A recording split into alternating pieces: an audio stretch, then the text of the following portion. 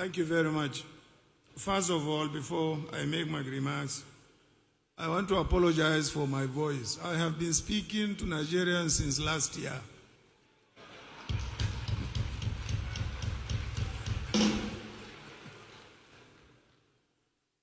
Secondly, I also want to protest. You see, when you ask me to speak or talk after the President General of Ohanese and Senator Mari Bembrus himself, you are putting me at a disadvantage.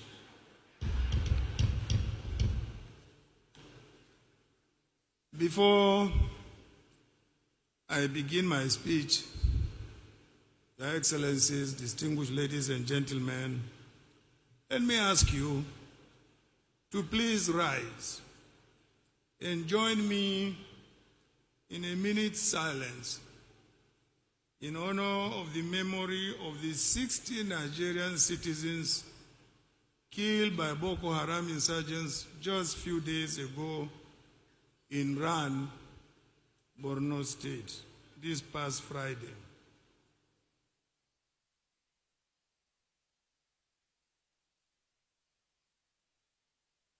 May their souls rest in peace. You may be seated, please.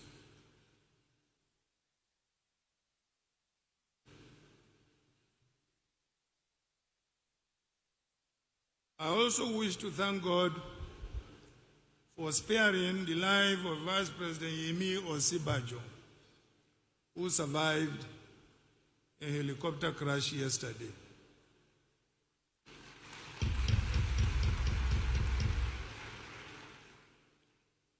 May Almighty God protect him and grant him long life.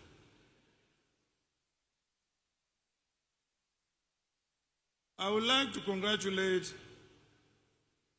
Governor Ifeanyi Okowa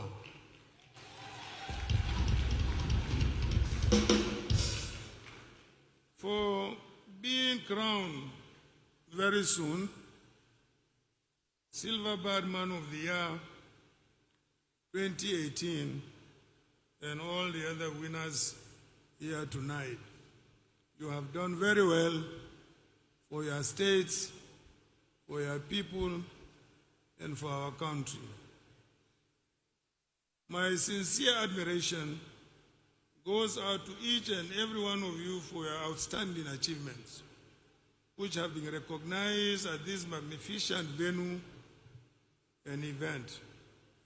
It is always a pleasure to be here, as Lagos has always been home to me, kind to me, and even my businesses. So I love Lagos. It is therefore both right and fitting that we are in Lagos, our commercial and cultural capital, to celebrate the success of our fellow Nigerians. I have always believed that our nation has been blessed with an abundance of human talent, and that our most valuable resource is not what lies beneath our feet, but between our ears. That is why so many of our countrymen and women have been celebrated, not just in Nigeria, but around the world in the fields of business, academics, sports, music, film, medicine, and so many more. When I was preparing my speech, it got me thinking about the nature of success and how people become successful, like Baba Ijebu. And I thought I should address my comments not to those here this evening who have already reached such stellar heights in their lives, most of you here, but so many of the viewers at home who I know aspire to be successful themselves. The question of whether success is a function of nature or nurture has long been debated since humankind first came together. You can read thoughts from the ancient Greek philosophers on this subject. More recently, academic studies around the world have concluded that nature is the biggest influence on how individuals progress in life, as we are all, to a broad extent, born equal into this world. Instinctively, that is what I have always felt to be true too. So let me tell you about my own experiences and how they have guided me in my varied career in public service, business, and politics. I was born to a very, very poor family. And when I was very young, I lost my father. And I'm also the only child of both my parents. So despite a lack of funds, it was my mother who raised me. I remain eternally grateful to her for ensuring I went to school every day, so I was able to receive an education that was free, which equipped me with the ability to start my career working in the customs service. So even from an early age, I learned 3 key lessons from my own experience. 1, how important women are in nurturing our young children to give them a good start in life.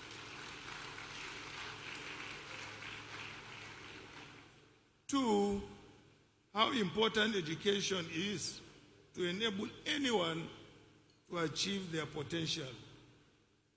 And 3, how important it is to have a job. Because however low you start, if you work hard and are perseverant, you can achieve whatever you put your mind into.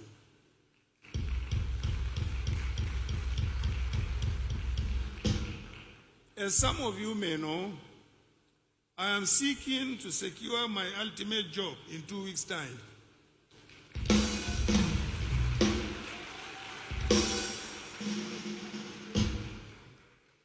And I hope I have applied those 3 lessons in my job application. Lesson number 1, invest in women.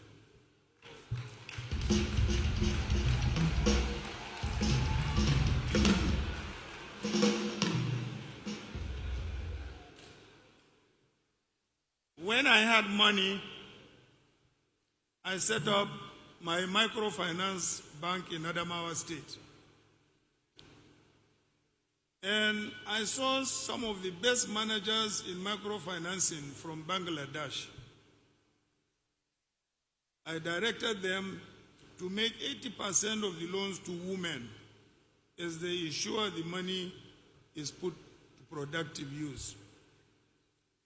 This bank alone, in just my locality, has elevated over 45,000 families out of poverty,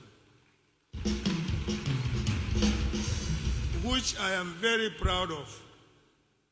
However, what made me even proudest of all is the fact that 98% of the loans have been paid back, which enables my bank to help even more poor families. So if I get the job that I am applying,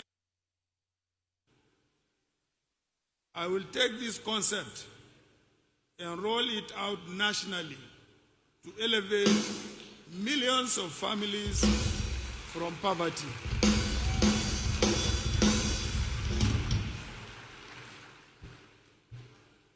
Lesson number 2, invest in education. As part of my desire to give back to the community which raised me, I have endowed a nursery, primary, and secondary schools, as well as the American University of Nigeria in my home state.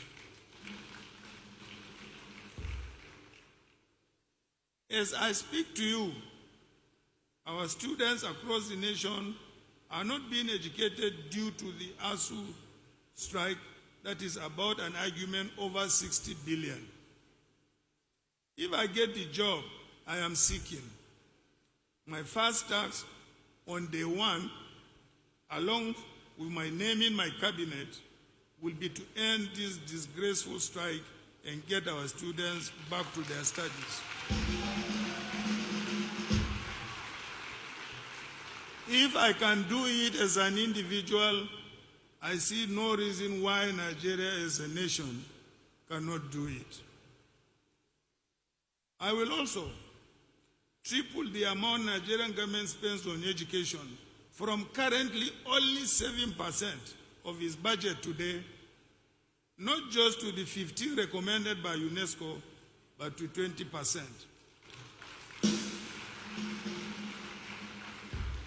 I recognize the value that education can bring to the individual and the nation. But even more than that, I want every child in Nigeria to have opportunities that I had.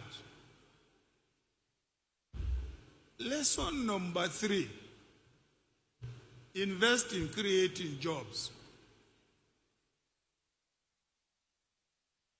After I left the Nigerian Customs Service, I went into business, and fortunately I appear to have been somewhat successful in it. And I grew up my business. I was able to employ more people and make more money. When you employ people, you don't lose money, but you make more money. But when the business environment is conscripted, like the man who came here to say that government should make policies to make sure that businesses grow so that they can employ. And as I made more money, I was able to employ more people and so on. So as of today, I have created over 50,000 direct jobs and a further 250 indirectly. I am also the biggest individual employer in my state after the state government. So, Your Excellencies, distinguished ladies and gentlemen, if I get the job I am applying from you, I will apply what I have learned in my business life to create millions of jobs across our great nation and take out our young men and women out of unemployment. I trust it is not too immodest to observe that perhaps my skills and experience have never been more needed than today in this country.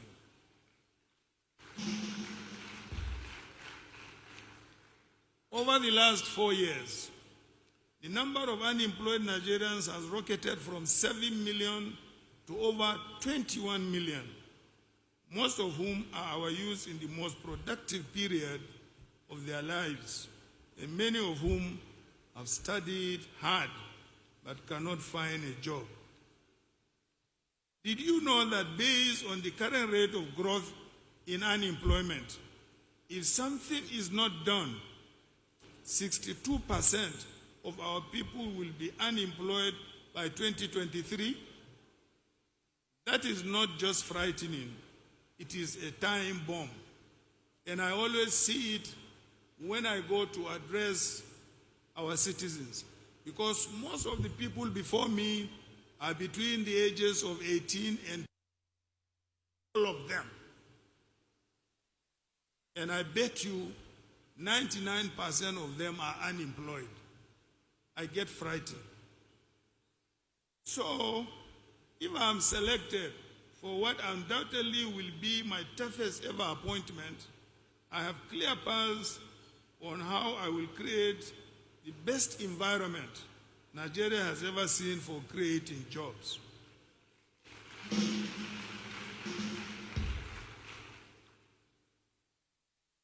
Just take one example.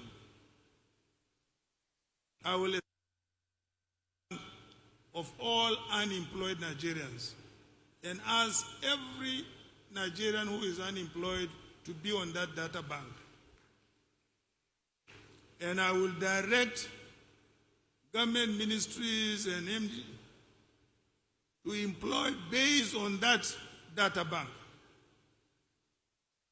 In addition, I will establish a national apprenticeship scheme to give 1 million of our young people vocational training with certification, which is so lacking in Nigeria today. I have fortunately reached a stage in my life where I do not need to work anymore. But I'm grateful to Nigeria for giving me such a rewarding life on many levels. One of my favorite actors is Jack Lemmon, who was a master of his art. I was always taken by his expression, which he coined when he was at the height of his success. He used to say, to take the elevator back down, end quote, and which led him to set up acting schools for deprived kids in America. That is a phrase which sums up my attitude to life. Which brings me back to how did Jack Lemmon and every other successful person got to the top of the elevator in the first place? Some say it is ambition. Others say it is talent. For me, I think it's a combination of both. For talent without ambition is a waste. Yet ambition without talent is worthless.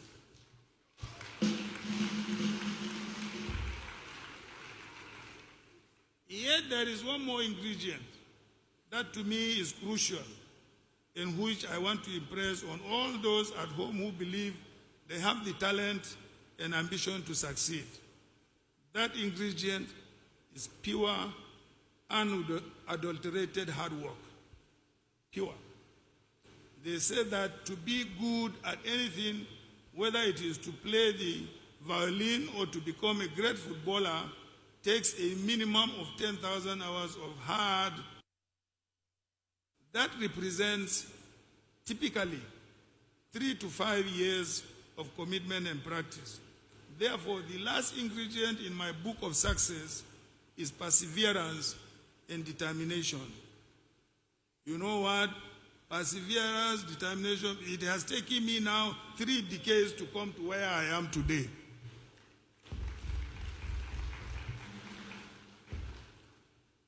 Now, those of you who are keen footballers or watch football, who can forget the miracle of Daman, when Nigeria became the first team to come back from 4 goals down to win a FIFA World Cup match? I don't know how many of you can remember. All the more extraordinary for the fact that we only started scoring in the last 30 minutes of the game. Please put your hands if you remember that match. Thank you. Miracles happen in the Bible and the Quran, and miracles can happen in Nigeria for individuals in our country.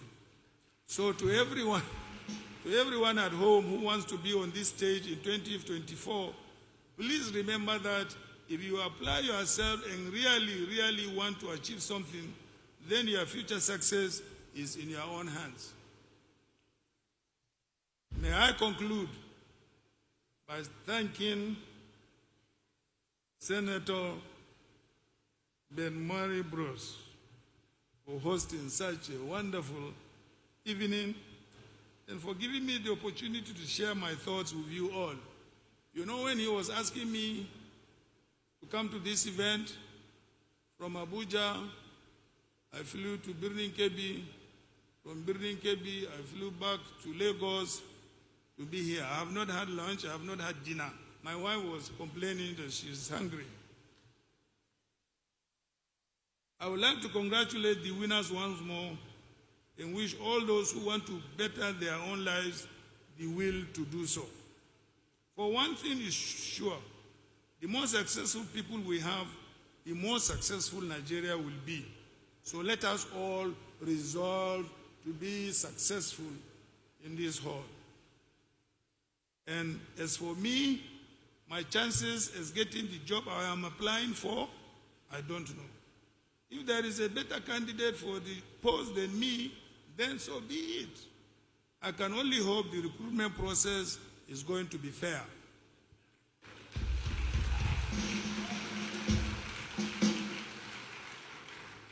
However, I can say for the record that I have done much more than 10,000 hours of practice to do the job well. I promise that if I get the job, I will apply every ounce of my determination and perseverance to repay the confidence in hiring me and to make a great success for Nigerian people. May God bless you all. Have a wonderful evening and have a safe journey back. Thank you very much.